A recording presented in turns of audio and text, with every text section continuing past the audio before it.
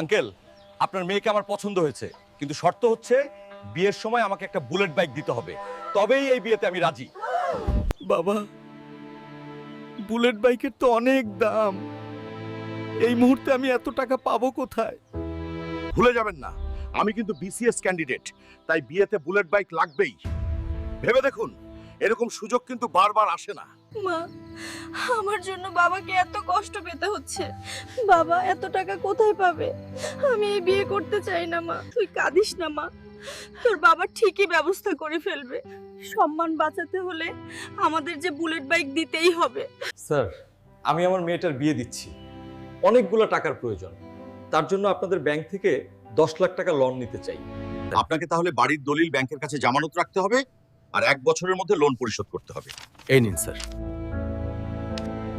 কথাটা যেন মাথায় থাকে, 1 বছরের মধ্যে লোন পরিশোধ করতে হবে। বাড়ির দলিল জমা দিলাম, মেয়ের সুখের জন্য কলিজাটা কেটে দিতে পারি। এই নাও জামাই বাবাজি, তোমার বুলেট বাইক। এবার তো খুশি? হে শ্বশুর মশাই, খুব খুশি। বাইকের কালারটা কিন্তু জোস। কি হলো রনি মিয়া? 1 বছর পার হয়ে গেল, আজ পর্যন্ত একটা কিস্তিও দিতে পারলে না। স্যার, আমাকে দয়া করে আরেকটা বছর সময় দিন, সব শোধ করে দিব। আপনাকে আর 1 মাস সময় দেওয়া হলো। এর মধ্যে লোনের টাকা পরিশোধ করতে না পারলে আপনার বসতভিটা নিলামে বিক্রি করা হবে।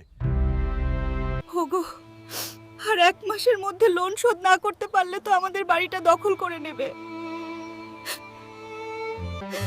এই তো টাকার লোন, তুমি এগো কিভাবে শোধ করবে? তুমি কোনো চিন্তা করো না, এই ভিডিওতে যদি বেশি বেশি ডান লাইক, কমেন্ট আর শেয়ার হই, তাহলেই আমি লোনটা শোধ করতে পারবো। আর এর জন্য সবাই আমাদের সহযোগিতা করবে। বন্ধুরা, প্লিজ লাইক সাবস্ক্রাইব করে আমার গরিব স্বামীর পাশে থাকো, যাতে লোন শোধ করতে পারে।